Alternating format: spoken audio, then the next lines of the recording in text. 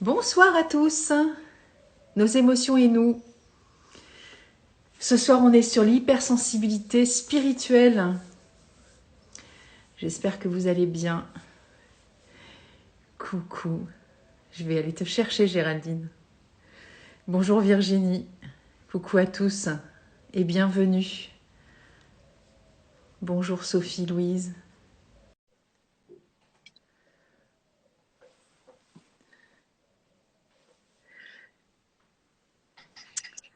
Bonsoir. Bonsoir Nathalie. Je suis contente de te voir. Moi aussi. C'est cool. Alors attends, je monte juste un petit peu le son. Ouais. C'est bon, tu m'entends bien? Ouais, je t'entends parfaitement bien. Parfait, super. Bonsoir, bonsoir. Tu es toute en beauté. Merci. Pour notre rendez-vous. Il faut ça au moins. Toi aussi, tu es très belle. Le violet te va très bien. J'adore cette couleur. Mais je l'ai mise pour toi, puisqu'on en a parlé. Écoute. Mais oui, c'est vrai. Je me souviens maintenant. Il faut que je sois raccord. Bon, écoute, on s'amuse comme on peut. Hein. Bonsoir à tous. Aujourd'hui, moi, c'est bleu. Bah voilà, c'est parfait. C'est dans les mêmes tonalités, hein, de toute façon. Oui.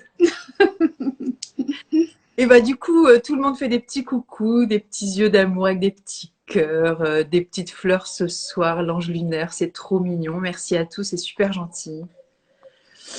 Alors voilà, en fait, on s'est rencontrés avec Géraldine il y a, je dirais, 4 ans à peu près, je ne sais plus. Ah, ça doit faire ça, oui, à peu près 4 ans, bravo. À peu près 4 ans.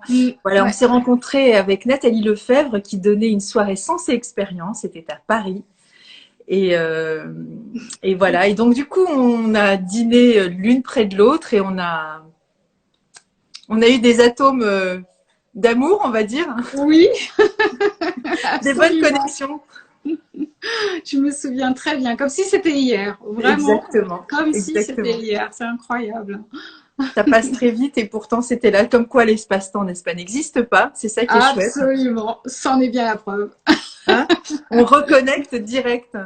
Et du coup, voilà, j'ai pris contact avec Géraldine en message privé, parce que c'est vrai que je t'ai toujours suivi, ça je te l'ai dit. Voilà, je regardais un peu ton actu. Et puis on n'a rien fait ensemble, mais on s'était dit que voilà, éventuellement on pourrait reprendre contact. Et ben c'est maintenant. Donc voilà, je suis contente que tu aies accepté l'invitation et que tu puisses partager avec nous tes nombreux talents. Et on a décidé ce soir, c'était sur cette thématique de l'hypersensibilité spirituelle. Et comme je disais dans la story, tu es spécialiste de pas mal de choses. Donc voilà, je vais te laisser prendre le relais par rapport à tout ce que tu sais faire. Moi, je vais juste me présenter 2 minutes pour ta communauté s'il y en a qui viennent nous rejoindre ce soir. Donc moi, je suis experte, c'est un peu con de dire ça. Je suis conseillère agréée fleurs de bac. Hein. Il y en a qui disent, ouais, je ne sais pas ce que ça veut dire. Donc c'est pour ça que je dis experte en fleurs de bac. C'est-à-dire que pour ceux qui ne le savent pas, on peut se former auprès du Centre Bac en Angleterre. Donc on peut le faire en France, évidemment. Et je suis aussi par ailleurs, donc ça veut dire que je reçois aussi des gens, voilà, pour les accompagner sur le chemin de la compréhension aussi de ce qu'ils sont à travers les émotions. Et du coup, on va faire le lien aussi avec ce soir, parce que tu n'arrêtes pas d'en parler dans ton bouquin. Et il y a beaucoup de choses que tu dis qui sont aussi dans la philosophie de Bach, donc c'est vraiment top. Et puis, je suis aussi formatrice pour le Centre Bach. Ça veut dire que je peux aussi accompagner ceux qui ont envie d'apprendre et de se sentir autonomes avec les fleurs. Donc ça, c'est un cadeau. Et puis je fais aussi des ouvrages pour aider à, non pas vulgariser, parce que des bouquins, il y en a plein sur les fleurs de bac, c'est OK. Mais bon, je suis comme ça, donc j'essaie aussi de partager ce que je suis avec les fleurs. Et mon truc, c'est vraiment essayer aussi de décomplexifier les fleurs de bac et arrêter de les prendre un peu pour des trucs complètement barrés, perchés, qui n'existent pas, qui sont, de la poudre de perlimpinpin ou je ne sais quoi, parce qu'en fait, là, on va voir ce soir que s'il y a des moments, je pourrais aussi citer 1 ou 2 ou 3 fleurs, ça dépendra. Il y a des moments, je le fais pas du tout. Et puis voilà. Et puis les émotions, c'est la vie. Donc soyons vivantes et partageons ce soir cet amour que l'on a pour la vie toutes les deux à travers nos expertises différentes et en même temps qui vont dans le même sens, évidemment. Waouh, j'adore. Et puis j'adore les fleurs, donc je pourrais t'écouter parler comme ça pendant longtemps. Puis je me disais, le centre en Angleterre. Moi qui adore l'Angleterre, je trouve, voilà, j'ai voyagé soudain avec Oh, c'est trop ta mignon. Mais, et présentation. du coup, j'ai vachement pensé à toi cette semaine parce que je suis partie à Hambourg. C'est vrai? Mais oui, je reviens là, il y a quelques heures, donc j'étais hyper connectée à toi en me disant, mais J'adore c'est cette fou ville. que ce Ouais, live-là, parce qu'on l'a prévu il y a 2 mois quand même, ouais, qu'il soit connecté avec cette ville. Et je me dis, comme la vie, les synchronicités, bon, je ouais, vais pas c'est reparler de incroyable. tout ton bouquin, mais tout est là-dedans. C'est Et il y a parti. des super milongas à Hambourg. Il y a une milonga qui est une de mes milongas préférées, hein. Donc pour ceux qui connaissent pas les milongas, c'est des endroits où on danse le tango argentin. Donc vous me direz Hambourg, le tango argentin. Mais oui, l'avantage c'est que le tango argentin est partout dans le monde. Et il y a une milonga à Hambourg que j'adore, où je pourrais passer des heures. L'ambiance est formidable.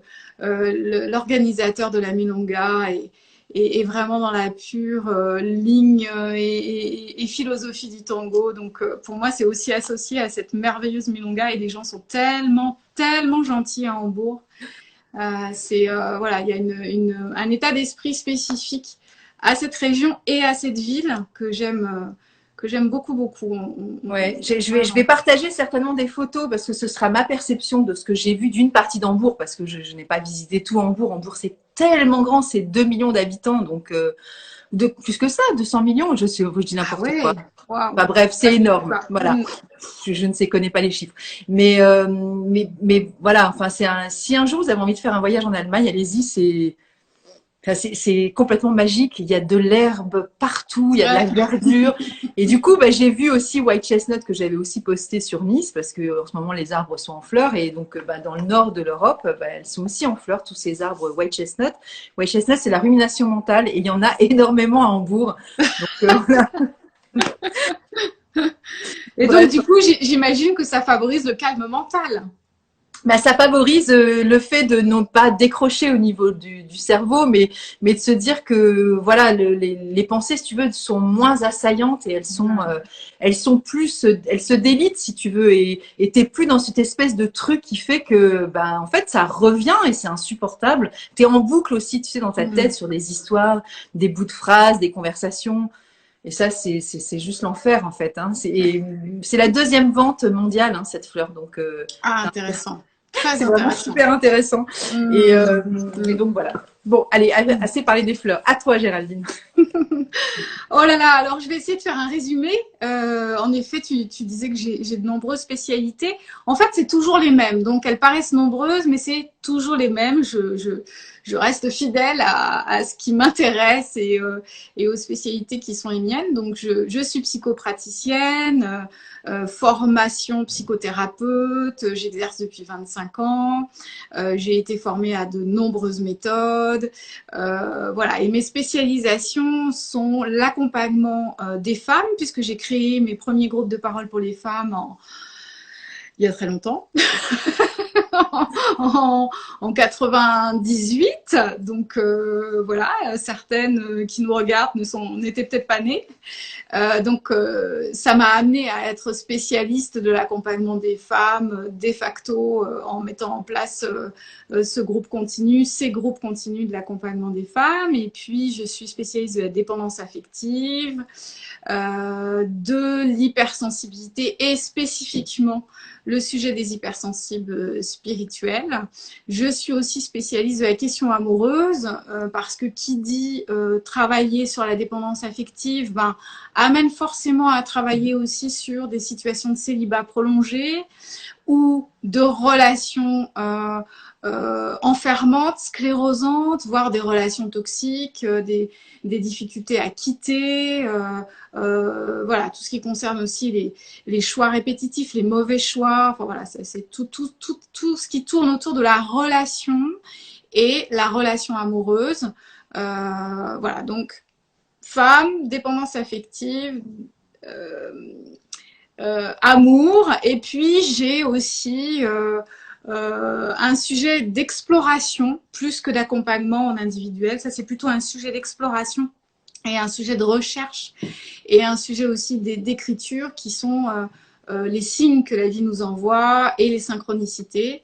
et je suis en train de démarrer un livre de poche sur justement ce sujet-là, un énième, parce que j'ai encore à dire tellement de choses.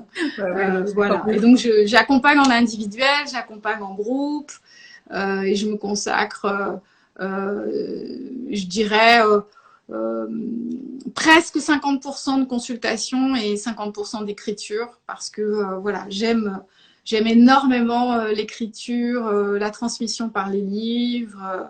Ça me procure déjà beaucoup de bonheur, et aussi ça permet de diffuser l'information au plus grand nombre et à des personnes qui n'auraient pas forcément ni l'envie ni la possibilité de consulter, et donc ça leur permet d'avoir des informations, une nourriture émotionnelle, inspirante, voire spirituelle, pour les accompagner sur leur chemin d'évolution. Mais complètement spirituel. Complètement spirituel. Il y a l'ange lunaire qui est vraiment adorable, qui me suit depuis quelque temps et qui dit 2 soleils pour nous ce soir, tellement belle. J'adore cette énergie. Bah, merci beaucoup, c'est super touchant. Et alors, par rapport à la synchronicité, je trouve ça rigolo parce que tu parles de 98, tes premiers ateliers. Bah, moi, c'est les premières années où j'ai découvert les fleurs de Bach en 98. Donc, tu vois que c'est quand même un chiffre que j'entends et qui résonne vraiment dans mon cœur et dans mes cellules. Et alors, le paradoxe total, c'est que toi, tu es bardé de diplômes et de savoir et de connaissances. Moi, j'ai pas le bac et du coup, j'ai les fleurs de Bach, tu vois. C'est vachement bien parce que Bach, du coup, il resimplifie le message avec quelque chose qui est hyper accessible à tout le monde. Et c'est aussi en ça, tu vois, que j'ai trouvé aussi ma voix justement très très accessible. Alors, ce que je veux pas dire qu'est-ce que tu fais n'est pas accessible, hein, c'est pas du tout mes propos, parce que évidemment tu es quelqu'un de très simple et de très très accessible, mais le chemin par lequel tu es passé est passé par des études et une connaissance qui est très sur le cerveau frontal aussi, sur le savoir aussi, qui s'appuie sur des bases extrêmement solides, et voire même voilà, enfin ça fait partie aussi du monde du médical, hein, parce que tout ce qui est psychothérapie, psychologie, voilà, bref. Et du coup, c'est intéressant aussi de voir les 2 verseuses, tu vois, de cette... Parce que c'est comme ça que je me reconnais en tant qu'hypersensible, parce que justement, c'est un accès qui est directement... directement fait à mes cellules, si tu veux, et qui est pas du tout raccordé avec les hémisphères du cerveau, avec une connaissance qui est pratico-pratique, qui est beaucoup plus instinctive et qui fait quand même, bon, j'ai quand même fait des études, faut pas exagérer, mais j'ai pas été dans ce cursus-là, donc voilà, je trouve que c'est assez intéressant d'avoir nos deux aspects différents ce soir. Alors, l'hypersensibilité spirituelle, en parlant justement de connaissances, tu fais énormément de références à la sagesse. Tu parlais de spiritualité, mais c'est un livre extrêmement spirituel, hein, on est d'accord. C'est l'aboutissement de plus de 30 années de cheminement spirituel. C'est ça. Et donc mon accompagnement de psy, puisque tu le soulignais, et surtout marqué par mon chemin spirituel, par mon chemin de vie et par ce que j'ai appris sur le terrain. Donc tout ce que je transmets est plutôt le fruit d'une expérience, soit professionnelle, soit personnelle en tant que femme, soit spirituelle, et c'est ce qui donne aujourd'hui l'aboutissement et de ce livre et aussi de la façon dont aujourd'hui j'accompagne les êtres en en faisant très attention à pouvoir les accompagner dans du sur-mesure. Donc ce livre, c'est vraiment un tournant dans ma vie, puisqu'il est l'officialisation d'un chemin qui existe depuis toujours et dont je n'ai pas forcément parlé plus que cela, en tout cas pas de façon publique. Et c'est une sorte de coming out spirituel où je révèle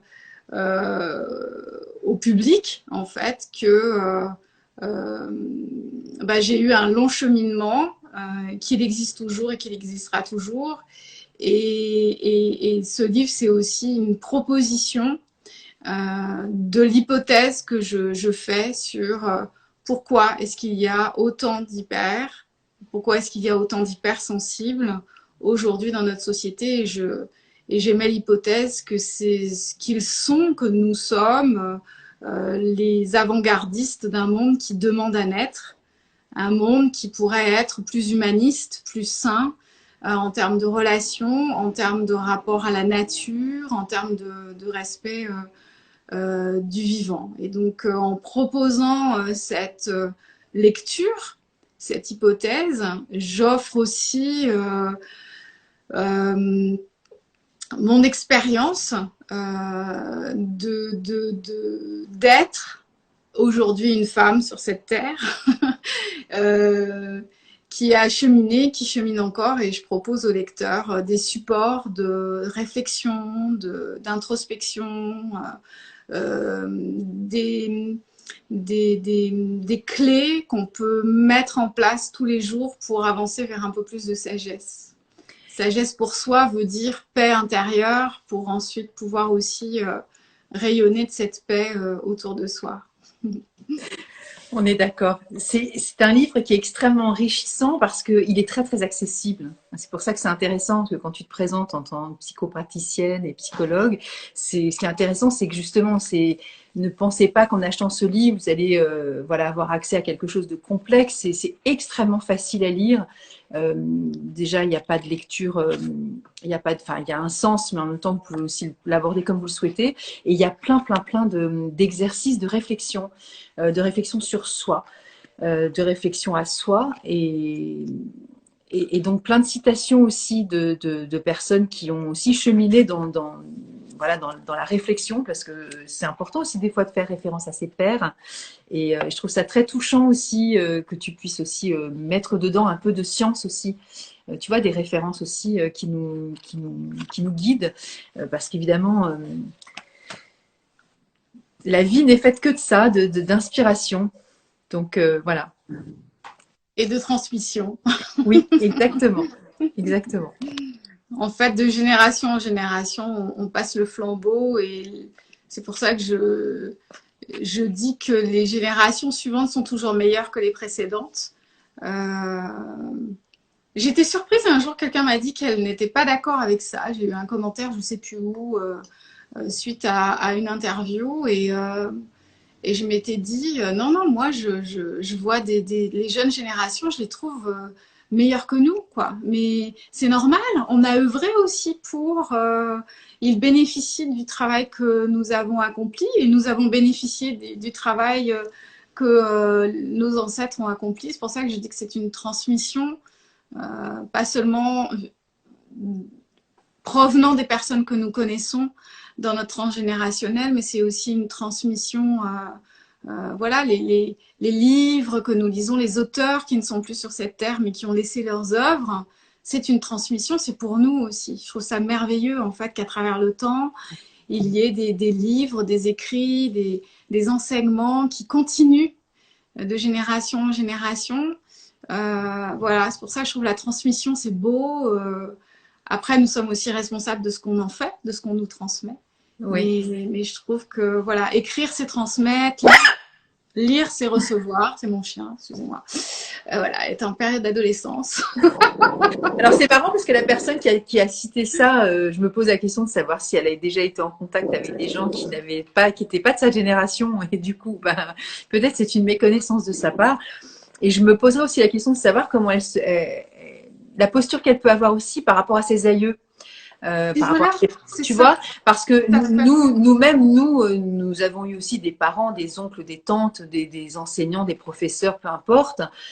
Et bien nécessairement, on arrivait avec notre impétuosité de jeunesse, mais avec une foi et une connaissance de notre vie déjà, qu'on avait déjà en savoir, en fait, qui est pas du tout du mentalisé pour le coup. Et voilà, nos parents nous ont aussi dit, bon, ça va, t'es jeune, ça va passer. Mais non, on voit bien que quand on est plus vieux, on est toujours pareil, pétard. Donc c'est qu'on avait des tas de trucs en soi. Non mais bon, faut arrêter de se raconter des histoires. On ne change pas, en fait. On se modèle, on devient vraiment qui l'on est en fait, plus on avance. Enfin, je dis ça, c'est une généralité parce qu'il y a des gens qui deviennent pas du tout ce qu'ils sont, mais bon, non, mais tu vois. Mais en même temps, moi, quand je regarde qui je suis là, je vous parle, j'ai 59 ans, je suis la même, mais dans un corps qui évolue. Mais je veux dire, intrinsèquement, qui je suis, ne, ne, les fondamentaux n'ont pas changé. Cette foi de cette jeunesse, de s'émerveiller devant une fleur qui s'ouvre quand on est petit, etc. Donc cette femme-là, j'imagine qu'elle a été exactement comme moi et qu'elle a évolué dans un monde différent. Mais en même temps, bah, c'est pareil, les aïeux, ils ont fait pareil pour les générations précédentes. Ok, je pense qu'il y a tout à apprendre. Moi, j'ai 3 enfants et je peux vous dire que j'ai appris énormément de mes enfants. Enfin, je veux dire, ils m'ont vraiment élevée au sens Et puis noble du terme. penser que les jeunes générations sont moins bien, c'est contraire à ce que moi j'observe et je suis convaincue qu'en fait on va vers une évolution. Après, ça dépend, surtout en ce moment, on est vraiment à un point charnière. L'humanité va choisir quoi? Je pense que moi, je suis une éternelle optimiste. Je suis sûre que les crises successives que nous sommes en train de traverser sont en fait annonciatrices de grands changements. Et le changement est déjà en cours. C'est en fait des coups de pied aux fesses pour nous amener à nous poser les vraies questions. Et donc, je suis convaincue qu'on va vers une évolution. On tend en tout cas vers une évolution. Est-ce qu'on réussit cette évolution? Ça, c'est autre chose. Et donc, cette transmission de génération en génération qui fait que de génération en génération, ça se bonifie en termes d'humanité, de sensibilité. Eh bien, ça prouve bien qu'il y a quelque chose il y a une évolution.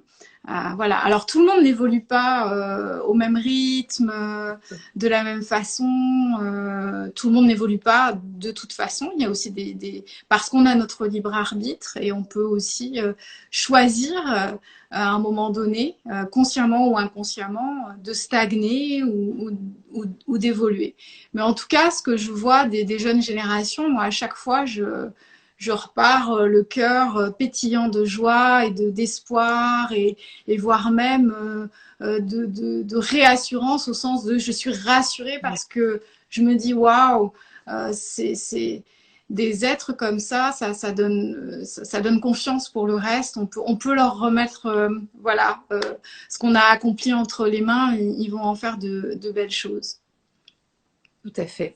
Et du coup, par rapport à l'hypersensibilité spirituelle, est-ce que tu peux alors c'est pas forcément une définition, mais qu'est-ce que tu mets dans ce titre de ce livre-là? Parce que j'avais reçu une amie, Ludivine Casili, qui a écrit aussi un livre sur l'hypersensibilité.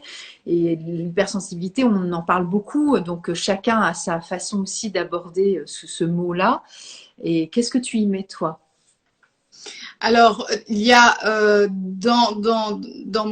titre de mon livre, il y a hypersensibilité et spirituelle. Je vais déjà mettre l'accent sur hypersensibilité. L'hypersensibilité, c'est les hypersensibles ont des filtres en moins qui leur fait percevoir et recevoir les informations directement et d'une façon accrue, intense, rapide.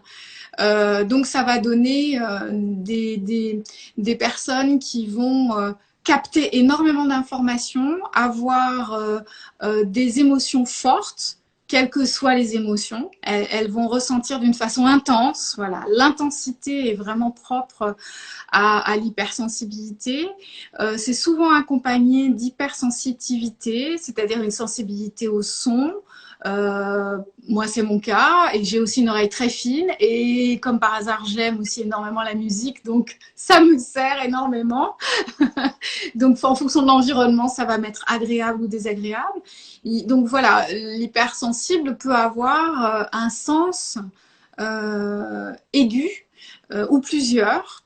On peut avoir par exemple ne pas supporter les étiquettes sur la peau, être obligé de couper les étiquettes des chemisiers ou des pulls. Voilà, donc il y a une hypersensitivité. Il y a aussi une hyperempathie. C'est-à-dire que les hypersensibles sont sensibles à l'autre, sentent facilement l'autre, arrivent à percevoir ce qui se dégage de l'autre et ce qui habite l'autre, et peuvent aussi être très touchés par les émotions de l'autre. Ils vont aussi, par exemple, rentrer dans une pièce et sentir dans l'air ce qui circule. L'hypersensible va avoir aussi une hypercognition, c'est-à-dire qu'il reçoit tellement d'informations avec des filtres en moins qu'il va falloir ensuite intégrer tout ce qui s'est passé, faire le tri entre les informations qu'on garde et les informations qu'on laisse. Voilà, donc hypercognition, hyperémotivité, hypersensitivité, hyperempathie. Voilà, et puis moi je suis allée un petit peu plus loin et c'est là où on arrive à la dimension plus spirituelle. C'est que ce que j'ai observé chez certains hypersensibles, c'est qu'il y a aussi une hyper-intuitivité. Ils sont très très intuitifs. Pour certains, il peut y avoir même des phénomènes qui sont de l'ordre de la clairvoyance. Beaucoup font des rêves prémonitoires, beaucoup, beaucoup, beaucoup. Pour mon prochain livre, j'ai fait un sondage sur à peu près 110 personnes et les rêves prémonitoires, c'est ce qui est vraiment sorti quasiment en première ligne par rapport à ce que je viens de citer, clairvoyance, intuition. Bien sûr, l'intuition est sortie très fortement, mais j'étais très surprise. En fait, les rêves prémonitoires sont très, très présents chez les hypersensibles. Il peut y avoir aussi des rêves qui enseignent. Et puis, il y a chez certains aussi cette capacité à rentrer en contact avec les plantes, avec les arbres, avec les fleurs. C'est là qu'on rejoint ta thématique, ton monde, ton univers. Et certains vont avoir aussi la perception des énergies, des auras.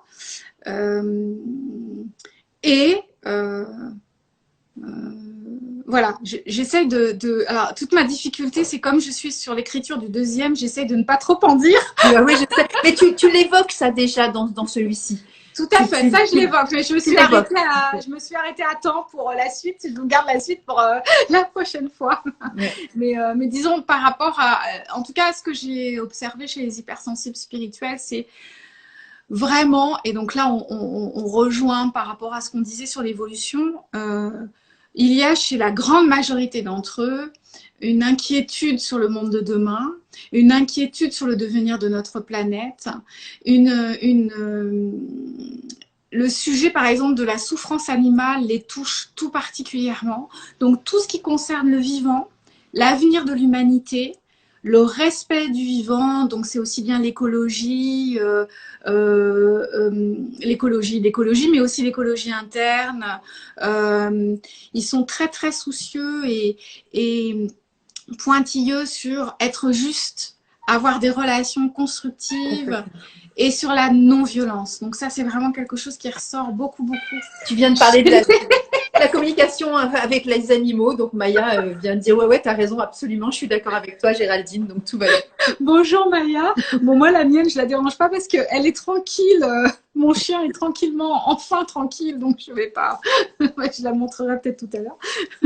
Donc, voilà, il y a vraiment une conscience particulière chez les hypersensibles et surtout chez les hypersensibles spirituels. Tous les hypersensibles ne sont pas spirituels, mais quand même, ce que j'ai pu remarquer, c'est que les hypersensibles et les hyper se posent souvent beaucoup, beaucoup de questions. D'où l'on vient, où l'on va, pourquoi on est là, pourquoi tout ça arrive, etc. Et c'est super, c'est des questions philosophiques qui amènent forcément à aller s'intéresser à certains sujets et à s'ouvrir à la spiritualité, à moins que ces personnes aient déjà évolué dans leur famille, dans un environnement où la philosophie, la spiritualité étaient déjà présentes. Mais il y a de toute façon un intérêt pour ceci, pour ces thématiques, parce que ça vient donner éventuellement des réponses ou en tout cas du sens à un quotidien qui pourrait paraître dans ce monde très normé, très hyposensible. Ça leur donne du sens et ça les aide à pouvoir accomplir chaque jour des actions qui aillent dans le sens de leur sensibilité, leurs valeurs, ce en quoi ils tiennent, ce qui est important pour eux. Tu l'évoques tout ça dans ce livre et c'est vrai que dans les questions que tu poses aussi, des réflexions, moi je me retrouve là toute petite à 8 ans, je fais un concours de dessin pour l'école. Pour les petits enfants au Sahel. Donc à l'époque, on n'en parle plus maintenant. Hein, de ces Ouais, ouais. voilà, donc j'avais gagné ce concours. Enfin, j'étais pas le premier prix, mais j'avais un deuxième prix sur le dessin que j'avais fait. Et on devait envoyer un pack de lait et un paquet de riz aussi. Et en fait, je sais pas si le monde est hyposensible, mais moi déjà petite, j'étais spirituelle. Je savais que j'étais spirituelle. Et ce qui m'a dérangée, c'est ce décalage dont tu parles. T'en fais mention dans le bouquin. Et moi, j'ai jamais compris en fait que ce monde-là ne comprenait pas ce que je comprenais en fait. Et je n'en voulais pas à ce monde-là.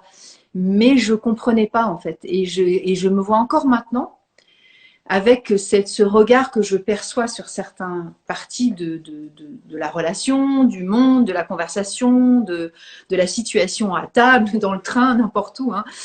Je ne te comprends toujours pas en fait. Et c'est là où je comprends maintenant que ça s'appelle une hypersensibilité, mais après, ça résout rien de le savoir, hein, que je suis hypersensible. C'est pour ça que je prends des fleurs de bac aussi. C'est parce que sinon, ce serait juste pas possible. Peut-être que je serais passée par la psychiatrie, j'en sais rien. En tout cas, j'ai essayé de faire de la psychothérapie avant, hein, voilà, quand j'avais 17 ans. Mais là, c'est cette incompréhension totale en fait qui est face à encore maintenant où je ne comprends pas en fait ce qui se passe et j'ai l'impression d'être encore à me dire mais enfin c'est fou quoi et j'ai l'impression d'être outrée. Alors bien sûr je me fonds dans ce monde parce que je vis, je me suradapte évidemment, mais dans cette fondue là. Il y a des trucs auxquels je peux pas adhérer en fait. Donc je joue un jeu parfois social parce que alors c'est pas un masque hein, parce que je suis quand même ce que je suis. Je veux dire je joue pas tant que ça, mais au fond de moi il y a un truc qui se dit ok mais non en fait mais bon ça n'a pas de sens quoi. Donc c'est pas simple de vivre ce décalage. Alors je sais jouer avec et m'adapter. Mais cette interrogation, cette espèce de gros point d'interrogation de décalage est quand même hyper présent en fait.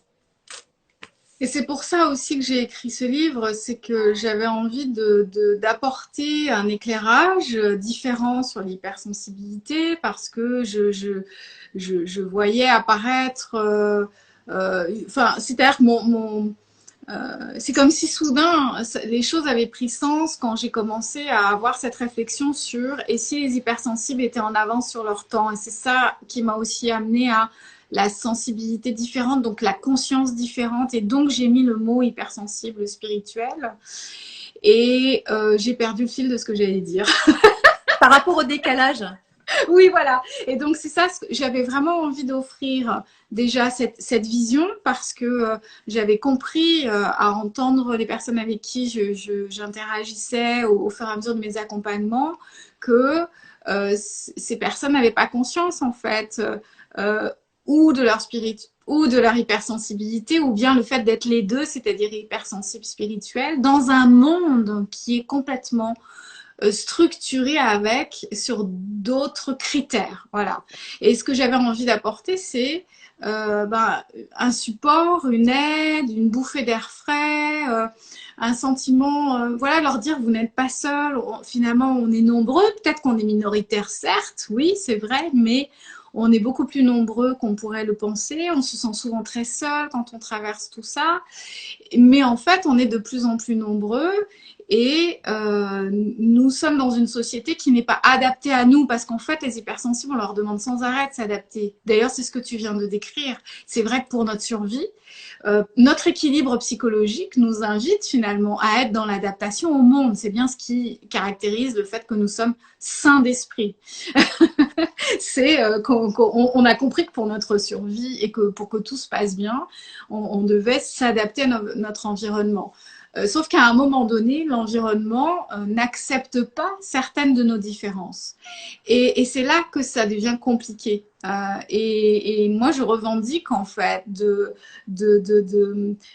d'assumer notre différence, de ne pas l'exposer comme quelque chose d'ostentatoire, de pas forcément l'exposer pour justifier des comportements, mais vis-à-vis de soi-même, déjà de se dire, ok, ma cocotte, t'es hypersensible, t'es spirituelle, dans un monde hyper cartésien et dans un monde hyposensible, il y a du bruit, il y a de l'impolitesse, il y a de la pollution en tout genre, pollution émotionnelle, pollution sonore, pollution olfactive, pollution dans les airs.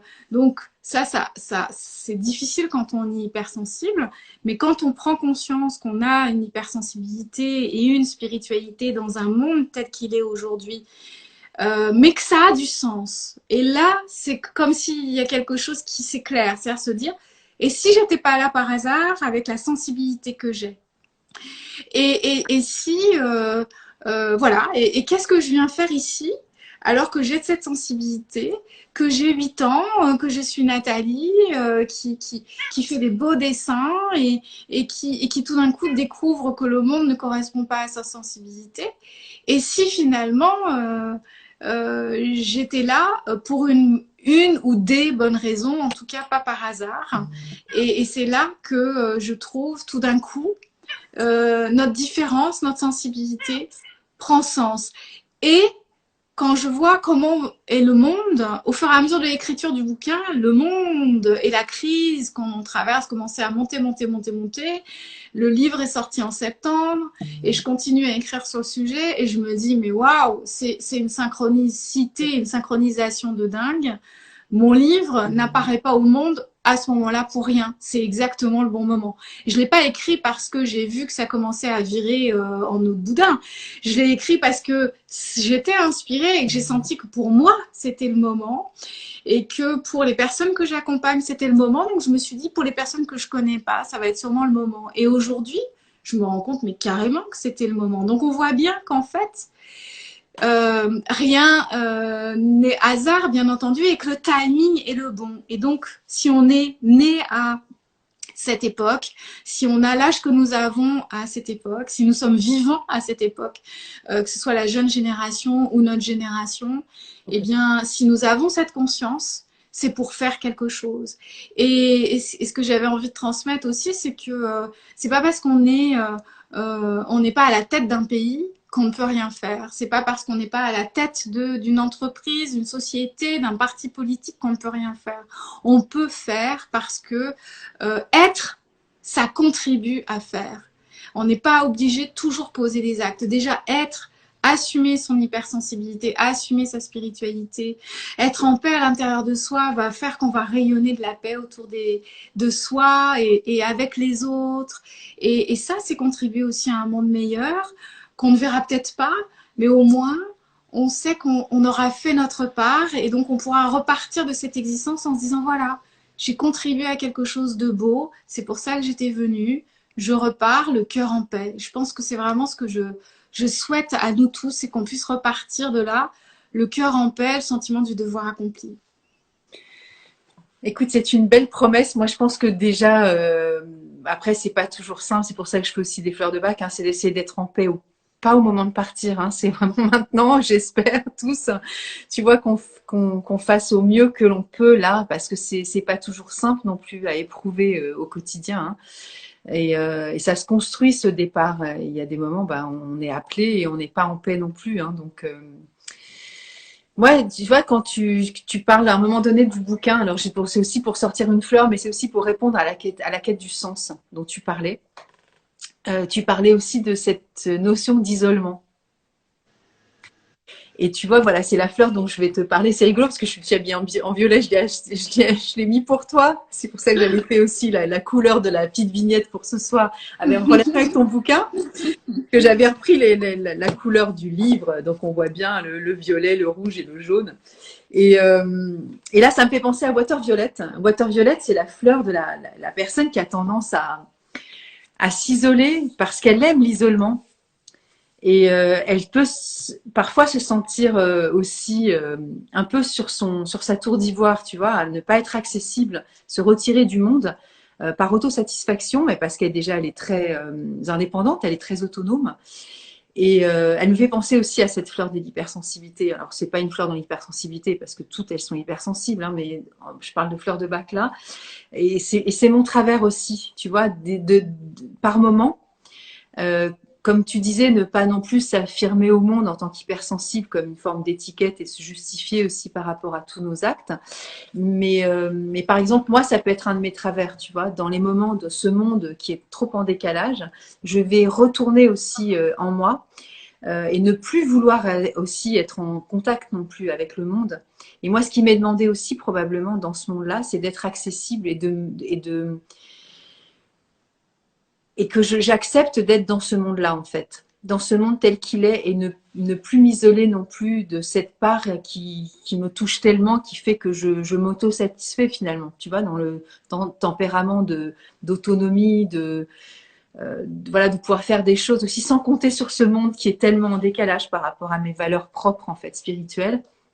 Et du coup, voilà, je sais pas si ça va parler à quelques-uns. Voilà, Water Violet, c'est alors le travers de Water Violet, c'est justement, c'est l'orgueil aussi par moment de se sentir un peu au-dessus de la mêlée. Et ça peut être aussi par moment mes grands moments de faiblesse.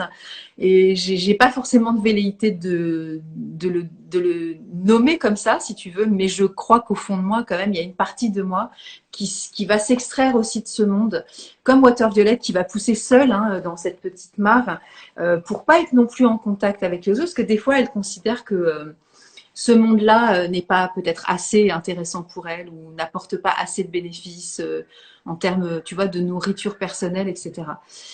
Je sais pas ce que tu penses de tout ce que je suis en train de te dire, mais moi, ça m'a... En fait, j'ai écrit plein de noms de fleurs à chaque fois que j'ouvrais le bouquin en disant... Parce que tout ce que tu dis, évidemment, je fais référence à des fleurs de bac. Et à un moment donné, forcément, quand tu parles d'isolement, c'est aussi la fleur qui va dans ce sens-là, tu vois, parce qu'elle a du mal aussi à être accessible, parce elle se retire en fait hein, de ce monde. Mais je tenais à parler de la solitude parce que je connais beaucoup d'hypersensibles qui culpabilisent d'avoir besoin du retour dans la grotte. Et cette solitude, je la considère plus comme un retour à soi et un retour à la maison, c'est-à-dire dans notre cœur, et aussi un retour chez soi pour pouvoir recharger les batteries parce qu'en fait, l'hypersensibilité fait que quand on est hyper stimulé, puisqu'on a moins de filtres, on a énormément d'informations qui arrivent par différents canaux, on ressent un fort épuisement et on a besoin de recharger les batteries et la solitude est le moyen de recharger les batteries. Et je voulais en parler parce que beaucoup d'hypersensibles culpabilisent d'avoir besoin de se reposer, de s'isoler. Et j'avais envie de leur transmettre ce message de déculpabilisant en disant c'est ok d'avoir besoin d'être seul, c'est même indispensable à votre équilibre parce que c'est comme ça que vous allez vous retrouver, recharger les batteries et pouvoir à nouveau être en relation d'une façon harmonieuse. Euh, et aussi, par expérience, je sais que la solitude permet de se reconnecter à soi, de se reconnecter à l'essentiel et de prolonger le cheminement spirituel. Et tu disais tout à l'heure que ça n'est pas facile et que il est nécessaire, il est préférable d'arriver à la paix intérieure avant d'arriver au moment de sa mort. Je pense que quand on arrive au moment de sa mort, le cœur en paix, c'est l'aboutissement d'un long chemin spirituel que nous avons fait en conscience. Et moi, mon chemin spirituel, il est tous les jours, à chaque instant, à chaque mot qui me sont adressés, à chaque mot MAUX que je peux ressentir ou à chaque mot que je peux prononcer. En fait, mon chemin spirituel, c'est un chemin en conscience où j'essaie d'observer sans jugement, de la manière la plus douce et la plus généreuse possible à mon égard, le moment où mon ego se manifeste et au moment où mon âme se manifeste et surtout le moment où mon ego va servir mon âme. Et en fait, oui, nous souffrons beaucoup dans ce monde-là, mais ce n'est certainement pas pour rien et c'est certainement une opportunité de pouvoir devenir meilleur. C'est pour ça que je dis nous ne sommes pas ici en ces temps troublés par hasard. Nous avons notre part pour le collectif, mais nous avons aussi notre travail à faire pour aller encore plus loin sur notre chemin de conscience, parce que c'est la suite logique de ce qu'on a déjà entamé. Et donc en fait, ce retour à la maison, cette solitude, elle permet, je trouve, de retrouver ça, de retrouver une vision un peu plus distancée, de réfléchir à comment être plus juste pour soi, pour les autres, à essayer de comprendre ce qui nous est arrivé, ce que c'est venu nous enseigner, nous challenger. Et ensuite, pour repartir ensuite à l'extérieur. Ça, c'est une solitude qui permet de ressortir ensuite et de faire cet aller-retour entre l'intérieur et l'extérieur. Il peut en effet arriver chez certaines personnes l'envie d'y rester dans cette solitude et de ne plus être en contact avec ce monde qu'on trouve trop violent pour soi. Et c'est là justement qu'on peut faire ce travail d'exploration que je trouve est possible dans l'espace de thérapie, mais peut certainement être possible dans d'autres espaces. En tout cas, c'est intéressant et porteur de s'interroger sur qu'est-ce qui fait que je n'arrive plus en fait à être en contact avec l'extérieur, qu'en effet je suis dans ma tour d'ivoire et que je regarde du haut de là où je suis. Ça dit quelque chose en fait de peur, d'identification à soi-même. C'est un système de protection et c'est intéressant d'aller regarder en fait qu'est-ce qu'on protège, quelle est cette part de vulnérabilité et d'accueillir cette vulnérabilité, de faire la paix avec elle, lui ouvrir les bras, d'écouter ce qu'elle dit et si c'est une blessure du passé, de guérir cette blessure. Et du coup, cette vulnérabilité, elle pourra nous offrir le meilleur et on n'aura plus besoin d'être dans la tour d'ivoire, on pourra revenir parmi les autres, mais enrichi en fait de cette réconciliation avec soi-même, de cette rencontre avec soi-même.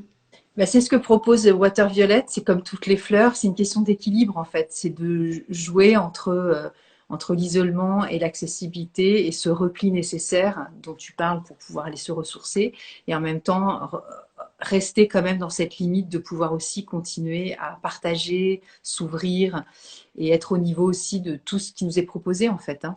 Et tu parles très bien de cette partie de l'ego aussi, je trouve il y a un chapitre qui est dédié, je le trouve très complet avec vraiment plein d'incitations à se poser des questions qui sont, je trouve, extrêmement pertinentes et très élevantes. Merci, c'était mon intention. Donc, écoute, pari réussi. Super.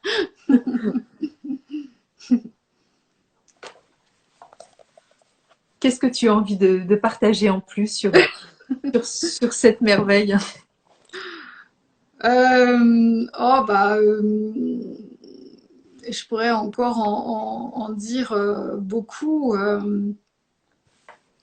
Oui, suite à la sortie du livre, il y a beaucoup de personnes qui sont venues à moi en me disant j'aimerais en faire quelque chose. Et ça m'a étonnée en fait comme question parce que pour ma part, je m'étais jamais posé cette question. C'est comme ma spiritualité, je me suis jamais dit que j'allais en faire quelque chose. D'ailleurs, j'ai bien pris soin de ne pas l'exposer du tout publiquement en tout cas pendant plusieurs dizaines d'années. Et donc, ce que j'ai envie de dire, c'est que le plus beau des cadeaux qu'on puisse se faire, c'est de guérir nos blessures pour pouvoir vivre notre hypersensibilité de la façon la plus paisible possible, sachant que ça ne l'est pas toujours parce qu'on vit les choses intensément. Et ça y est, je perds encore. Je perds encore ce que j'allais dire. Oui. Non. Non, le fait de faire quelque chose avec cette hypersensibilité. Oui, voilà. Et donc, assumer son hypersensibilité et sa spiritualité, c'est être, et être, c'est contribuer, en fait. On n'a pas besoin d'utiliser. C'est-à-dire qu'en fait, on est dans une société où consumériste, c'est ce que tu veux dire. La relation à l'objet, et on veut utiliser ce qu'on a.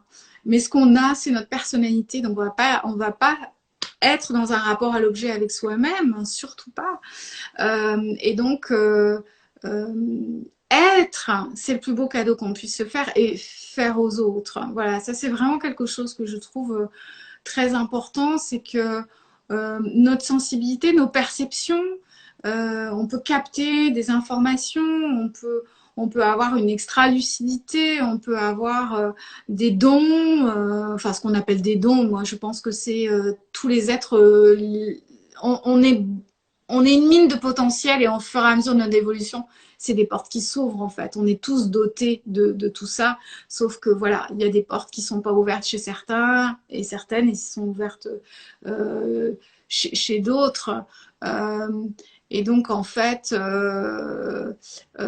être soi et être connecté au meilleur de soi, en ayant guéri nos blessures, ça va contribuer à trouver un certain équilibre et à trouver un équilibre même dans le chaos. C'est-à-dire que il y a des choses qui nous agressent, il y a des choses qui nous choquent, il y a des choses qu'on n'a pas réglées, et donc ça tangue.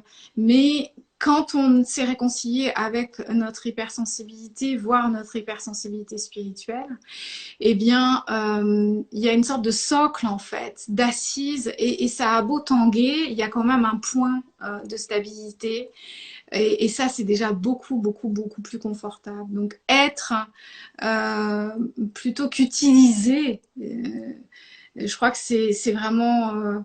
être, c'est être dans la douceur, dans le respect de soi, et c'est une forme d'humilité.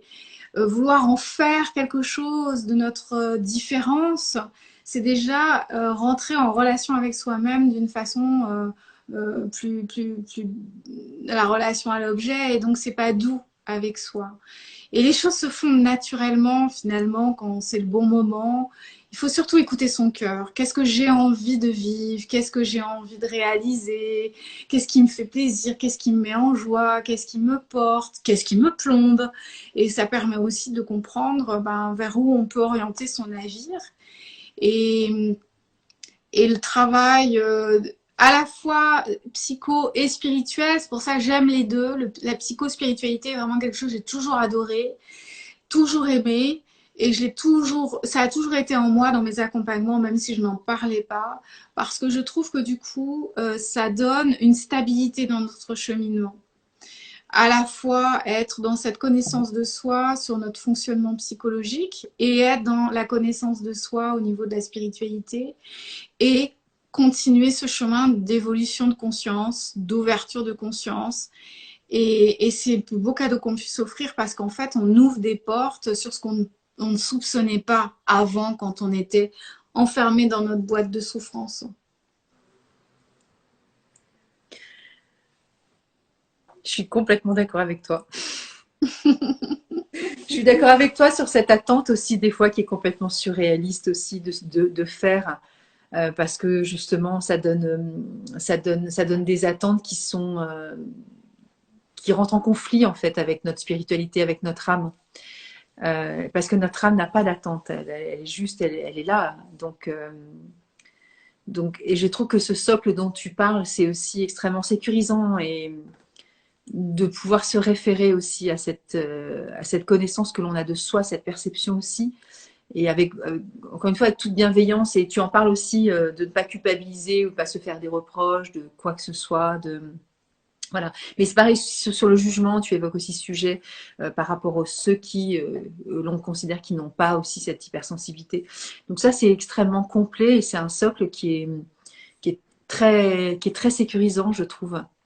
De savoir que ça existe et qu'on peut se relier tous chacun à cette part que nous avons en nous, même si elle peut être un peu fondue dans une forme de masse, mais elle est là quand même de toute façon, parce que la spiritualité, c'est l'incarnation de notre âme, donc après on l'appelle comme on veut, mais c'est quand même le fondement de qui nous sommes. Donc il y en a qui sont déjà partis, qui nous disent bonne soirée, bonne soirée.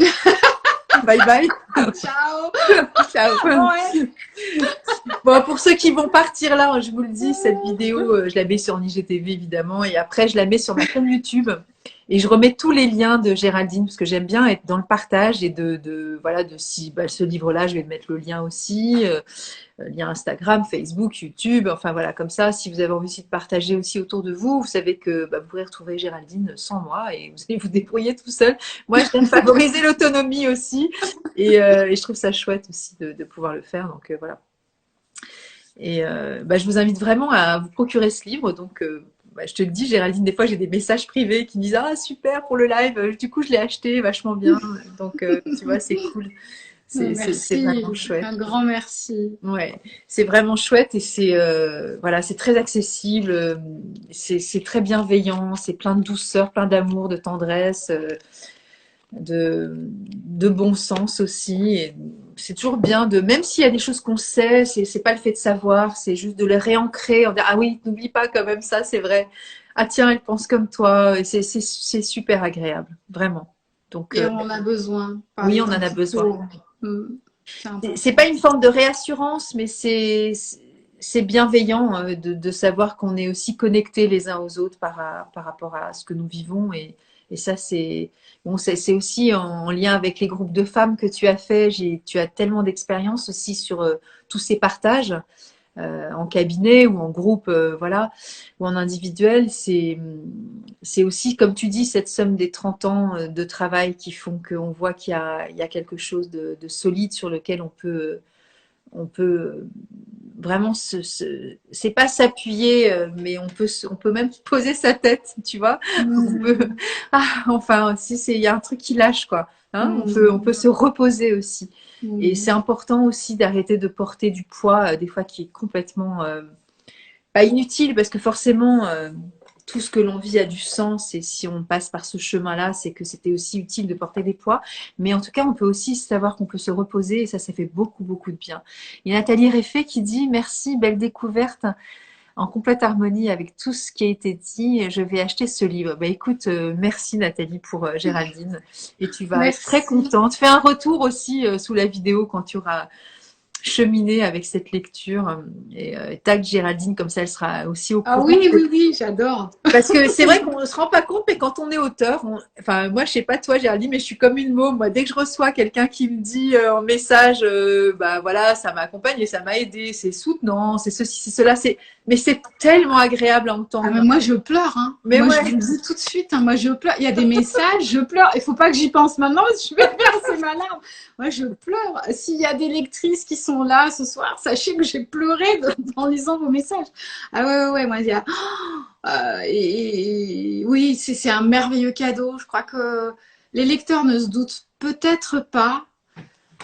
Certains oui, mais pas tous ne se doutent pas à quel point c'est un merveilleux cadeau quand on a des retours, qu'on apprend que notre livre est arrivé au bon moment, a ouvert des portes, les a guéris. Même parfois, j'ai des personnes qui ont des blessures du cœur, des blessures profondes. Ça leur a donné espoir, ça leur a redonné de l'énergie, l'envie de se lever le matin. Mais moi, ça me porte pour des jours et des jours et des jours et des jours. Donc oui, merci à toi Nathalie de l'avoir souligné, parce que c'est vrai que je partage tout à fait ça. Ouais, et c'est vrai que c'est important parce que peu de gens le savent en fait. Ouais. En fait, la démarche, alors la thématique, c'est pas écrire un livre ce soir, mais bon, c'est pas grave, on parle quand même de nos... C'est une bonne idée. Mais oui, mais c'est une bonne idée. Mais bien sûr, on peut faire un live là-dessus. Je suis complètement d'accord parce que nous, on parle de grossesse, mais c'est une vraie gestation, un bouquin. Oh oui. Et on parle Enfin, je veux dire, on a désiré un bébé. On l'a désiré, ce bouquin. Enfin, moi, il y a des bouquins que j'ai dans ma tête depuis des années. C'est une forme pensée qui prend énormément de place, en fait. Tout à fait. Tu vois, j'en ai des frissons quand tu en parles, tellement ça me parle aussi. Mais c'est un truc de dingue. Et le baby blues, t'as connu ça? Mais évidemment. Et alors, justement, on écrit ce bouquin et il y a des moments, mais c'est vraiment pas une partie de plaisir. C'est comme une grossesse. Il y a des moments où c'est vraiment pas drôle, quoi. Alors, il y a des moments de joie et d'allégresse et de fragrance, enfin des trucs de dingue. On se dit même ah bon, c'est moi qui ai écrit ça. Ouais, et puis voilà, l'éditeur nous tanne derrière, il nous demande des relectures. Il y a des trucs qui sont vraiment mais casse-pieds pour pas dire autre chose, mais c'est le cauchemar. Et on se dit mais c'est pas possible, quand est-ce que ça va s'arrêter? Donc c'est vraiment accoucher dans la douleur aussi. Et après on n'en entend plus parler parce que ça y est, il part en impression. quand on Et là- reçoit le carton, c'est yalla, mais là, Ouais. c'est un truc de dingue. On se dit, waouh, c'est fou, quoi. Je l'ai dans les mains, quoi. C'est un vrai truc. Alors qu'on le sait, évidemment qu'on sait que c'est un vrai truc. On en a suffisamment chié, entre guillemets, pour pouvoir le sortir. Et alors après, ça ne nous appartient plus. Ah, mais moi, je me tape des baby blues à chaque fois. Hein. Et Je suis voilà. déprimée, je suis casse-pied, mon mari n'en peut plus, j'emmerde tout le monde, et je suis vraiment down, je me sens vide et tout. Et puis, paf, une autre idée arrive, et du coup, c'est reparti. C'est reparti. Il y a vraiment un baby blues. Hein. C'est ça. Vraiment. C'est Ouais. ça. Et c'est trop. Et après, du coup, si on n'a pas de retour, bah, soit sur des sites où on achète des bouquins en ligne ou je ne sais quoi, ou d'amis, ou enfin là, ou des dons qu'on peut faire parce qu'on offre aussi des bouquins. Bah, en fait, on est un peu seul face à nous-mêmes en disant bon, bah C'est voilà. terrible. Ouais, Bah, terrible. voilà, on Tout sait à pas fait. trop quoi. Donc c'est cool de Ouais. le faire. C'est vraiment. Faites-le Ouais, pour ouais.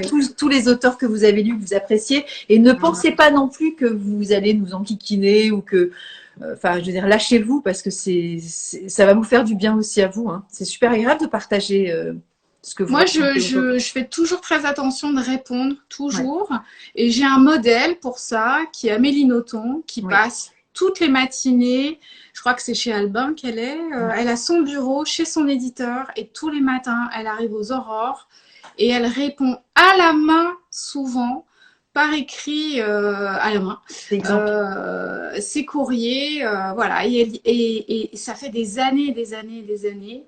Et je me suis toujours dit que voilà, c'était important. On peut être débordé, on peut être hyper sollicité, mais nos lecteurs participent au vécu du livre. Sans les lecteurs, notre livre n'existerait pas. Oui, bien sûr, il existerait parce qu'on l'a écrit, mais qu'est-ce qui prolonge la vie du livre? Qu'est-ce qui donne du souffle au livre? Qu'est-ce qui fait que le livre il continue à vivre, parfois des siècles plus tard? C'est ceux qui les lisent. En fait, nous, on fait exister un livre, mais ensuite, qui fait vivre les livres? C'est les lecteurs. Et donc, c'est pour ça qu'il faut en prendre soin. Et c'est à eux qu'on écrit. Et donc, ils nous font le cadeau de nous lire. Donc, on se doit de leur répondre. Voilà. Et c'est pour ça que j'ai. Mais c'est vrai que quand ils m'écrivent, moi, je suis aux anges parce que la connexion est faite. Et ils sont importants. Les lecteurs sont tellement importants parce que ça, voilà, ça fait partie. Sans lecteur, point de livre. Faut pas penser que sans auteur, point de livre. C'est sans lecteur, il n'y aurait pas de livre. Si plus personne n'achète de livres, il n'y aura plus de livres parce que c'est comme ça que le monde fonctionne. C'est pour ça que je dis toujours achetez des livres, quels que soient les livres, achetez des livres parce que les livres, c'est la connaissance, c'est la transmission. C'est tellement précieux, c'est tellement important. Ouais, et puis encore une fois, moi, pendant des années, je me suis jamais autorisée à écrire dans les livres. Et maintenant, parce que je sais pas pourquoi il y avait un côté tellement sacralisé, Oui. enfin, désacralisé aussi. Et c'était Mm. presque, enfin, c'était grave, quoi, de faire un truc comme ça. Et de mon hypersensibilité. Et du coup, non, maintenant, j'écris dedans et voilà, c'est mon livre. J'adore ça. J'adore. J'adore quand j'ai des lecteurs qui arrivent à moi avec ça a été stabilité, écrit, etc. Je trouve que mon livre, il a été customisé d'une certaine C'est façon. ça. Et le lecteur en a fait son œuvre aussi. Je Exactement. trouve c'est magnifique. Moi, j'aime ces livres comme ça qui vivent. Il y a des cartes dedans, des fleurs. Justement, tiens, des fleurs. Et je trouve c'est magnifique. C'est au contraire, c'est une preuve d'amour du livre que de faire ça. Eh bien, vous avez entendu le message ce soir. Et donc, tous ceux qui réécouteront en journée ou en après-midi ou voilà sur YouTube et ailleurs, hein, allez-y. Franchement, ça fait plaisir et c'est important. Géraldine, j'ai été enchantée vraiment de ce partage. J'espère que c'est la même chose pour tout Oh le oui, monde. oui, oui, vraiment un grand merci. Un grand merci pour ton invitation, ta générosité. Et je me suis sentie bien chez toi. C'est gentil, merci. Dans J'espère qu'il y en aura d'autres. On verra. Oh, bah oui, Ouais. on va s'organiser. Voilà, on avait projeté, mais voilà, les agendas sont des fois pas toujours simples. Ah, pour le prochain, on peut prévoir pour septembre, pour le prochain. Exactement, avec joie. On va faire ça. Pour le prochain, on fait un live ensemble. Ah oui. Pour le prochain bébé. Et bah, merci de tout cœur, vraiment, Géraldine. Un grand merci à toi. Ta générosité aussi, puis ta simplicité, ton humilité et ton savoir-vivre, ton savoir-être, et qui transparaît dans cet écran. C'est magnifique. Merci. Merci du fond du cœur. Merci beaucoup. Bonne soirée à tous. À bientôt. À bientôt et un grand merci Nathalie. Au revoir Géraldine. Au revoir à tous.